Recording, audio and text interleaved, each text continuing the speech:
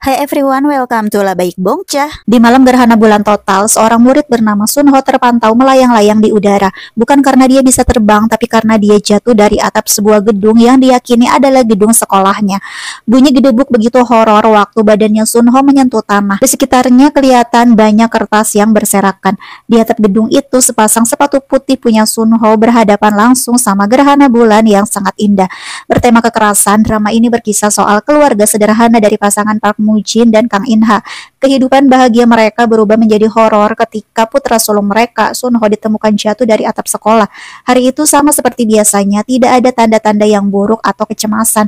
Sunho sarapan sandwich seperti biasa, memakai sepatu putih dan berpesan kepada ibunya jangan membereskan kamarnya yang berantakan, karena sepulang sekolah dia bakal beresin sendiri. Sunho langsung menjalani operasi darurat. Sepanjang jalan mengantar putranya ke ruang operasi, ibu terus-terusan menangis. Ibu masih nggak percaya sama kejadian yang menimpa Sunho, ditambah lagi ada polisi datang mau menyelidiki kemungkinan antara kecelakaan, kekerasan, ataukah Sunho ini bunuh diri. Ibu langsung tantrum waktu mendengar kata bunuh diri. Nggak mungkin anaknya punya pikiran kayak begitu. Ibu memohon-mohon kepada Tuhan untuk menyelamatkan putranya. Adegan operasinya Sunho ini dipenuhi sama nyanyian-nyanyian dari dramanya, jadi nggak ada keterangan apa-apa dari dokter. Tangisan ibu dan ayah semakin tumpah waktu melihat Sunho ada di kamar ICU setelah operasi selesai. Badannya dipenuhi alat medis dan kaki kanannya digips. Ia mengalami pendarahan hebat di bagian kepala dan setelah menjalani sejumlah pemeriksaan, Sunho dinyatakan mati otak. Ibu bilang, putraku yang baik. Jadi seolah-olah ibu masih belum menerima kenyataan ini. Pas diingat-ingat lagi, Sunho sempat bilang dia nggak mau pergi ke sekolah, tapi ibu memaksanya pergi. Ibu jadi menyesal, seharusnya dia tidak membiarkan Sunho pergi hari itu. Ibu yakin Sunho bisa mendengar suaranya. Ibu bilang dia yakin bahwa Sunho bisa melewati semua ini. Ibu, ayah, dan adiknya Sunho yang bernama Suho menunggu Sunho pulang. Pihak sekolah menyatakan itu adalah bunuh diri, tapi orang tuanya Sunho menolak untuk percaya. Apalagi ada yang janggal, dua barang pribadinya Sunho hilang, yaitu handphone dan buku hariannya.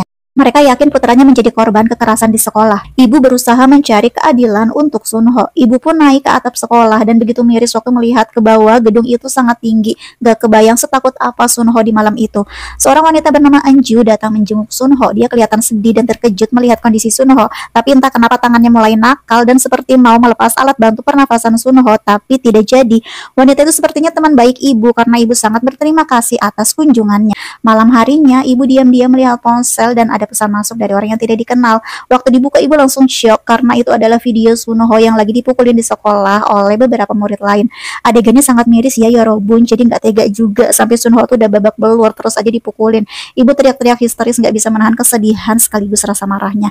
Ibu menyuruh adiknya Sunho, yaitu Suho, untuk mengobrol sama abangnya. Tapi adiknya ini kayak ngeblank, dia juga bingung harus ngobrol apa. Dalam hatinya si adiknya ini cuma berharap abangnya segera bangun. Kalau abangnya bangun, dia bakal ngelakuin apa aja buat abangnya. Bibinya Sunho menjenguk keponakannya dan bilang Sunho sangat ganteng, mirip sama ibunya. Sebelumnya mereka dapat kabar positif kalau jari Sunho bergerak-gerak. Ini juga Sunho udah dipindahin ke rumah sakit lain yang khusus perawatan ya. Lalu si Inju ini yang mencurigakan ternyata emang ada udang di balik rempeyek. Anaknya dia ini salah satu dalam kekerasan yang menimpa Sunho dan dia juga takut banget gimana kalau nanti Sunho bangun. Dia terus berusaha mencelakai Sunho tapi akhirnya gak jadi lagi karena mungkin bakal lebih mencurigakan kali ya. Suho, adiknya Sunho, ngobrol sama abangnya dan dia bilang dia cuma melihat adegan tampar-tamparan di drama, tapi sekarang itu terjadi padanya. Dia pun memamerkan bekas tamparan itu di depan wajah abangnya yang tentu aja sangat sakit. Abangnya pasti sakit banget juga ya kan. Harusnya abangnya ngasih tahu dia karena dia itu adik satu-satunya. Mestinya abangnya ngirim sinyal kalau lagi dalam bahaya, bukan malah tersenyum seperti orang bodoh. Adiknya minta maaf karena udah bikin kesel dan dia janji nggak akan terjadi lagi. Dia akan berbuat baik kepada abangnya, jadi dia mohon abangnya untuk segera bangun. Baru kali ini loh adiknya sampai segitunya, soalnya kemarin-kemarin masih kayak datar banget. Ibu yang lagi mandiin Sunho ngajak ngobrol lagi, jadi Sunho harus bangun sekarang soalnya ibu beli sepatu baru. Jadi Sunho harus memakai sepatunya dan kita pulang ke rumah bareng-bareng. Ibu membelai wajahnya Sunho dan minta putranya itu tetap kuat. Lalu sepatu barunya Sunho kita lihat disimpan di dekat jendela. Besoknya adalah hari yang indah dengan banyak matahari dan sepertinya semua berkilauan.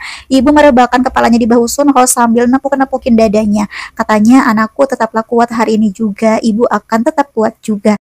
masuk ke kamarnya Sunho dan kaget melihat Sunho udah bangun bahkan berdiri. Sunho bilang, ayah pasti khawatir kan? Jangan khawatir ya, sekarang aku baik-baik aja. Ayah masih nggak percaya apakah benar Sunho ini udah sadar. Ayah pun memeriksa badan Sunho dan Sunho malah lari-lari kecil. Ayah sangat senang, dia pun memeluk Sunho sambil menangis. Ayah mau melihat wajahnya Sunho selama mungkin dan berterima kasih karena Sunho sudah siuman.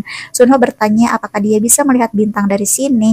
Ayah jawab ya tentu aja bisa. Kemudian ayah mengajak Sunho pulang tapi Sunho malah melepas tangan ayahnya. Rupanya itu semua cuma mimpi guys. Ayah pun bangun dan ternyata Sunho masih dalam kondisi yang sama. Ayah mendapat telepon dari ibu yang bilang bahwa ibu menemukan bukti baru melalui sebuah perpustakaan yang dikunjungi Sunho hari itu. Adiknya Sunho membawa teropong bintang ke kamarnya Sunho karena abangnya mau banget melihat bintang. Dia pun berusaha memantau bintang dari balik jendela dan kayaknya lumayan bisa terlihat sih. Adiknya pamer kalau tuh teropongnya udah jadi, makanya itu abangnya harus cepat bangun. Waktu si adiknya mau pergi, dia melihat tangan abangnya bergerak-gerak. Kagetlah dia, tapi buat mastiin lagi, si adik memantau sekali lagi dan ternyata benar jari abangnya bergerak lagi. Adiknya buru-buru kabur buat manggilin dokter dan orang tuanya. Ibu langsung ngajak Sunho ngomong apakah Sunho bisa mendengar suara ibu. Sunho terus-terusan ditanyain berharap bisa menjawab pertanyaan mereka. Ayah minta Sunho buat bertahan. Ini waktunya Sunho untuk bangun. Semua menunggu dengan segudang harapan. Dokter juga masih memantau. Lalu nih matanya Sunho yang masih tertutup kemudian perlahan-lahan terbuka guys. Akhirnya kembarannya Rei bangun juga nih guys. Sorry ya aku nggak spill serumit apa ibunya menyelidiki kasus anaknya ini. Karena aku nggak begitu masuk sama genre kriminal-kriminal yang banyak teka-tekinya.